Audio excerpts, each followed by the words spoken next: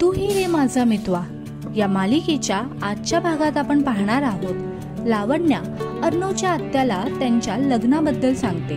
लावण्या आत्याला बोलते की आजीने लग्नाचा विषय काढला आहे, म्हणजे माझं आणि अर्णवचं लग्न कन्फर्म होणार। हे सगळं संभाषण अर्णव ऐकतो आणि तो बोलतो की मला हे लग्न नको।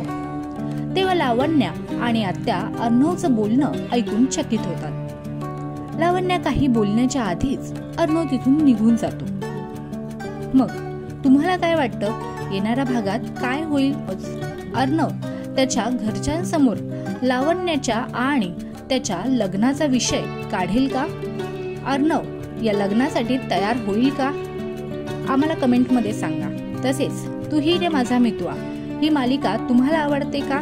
या मालिकेतील अर्णव आणि ईश्वरी जोडी तुम्हाला कशी वाटते आम्हाला कमेंटमध्ये सांगा।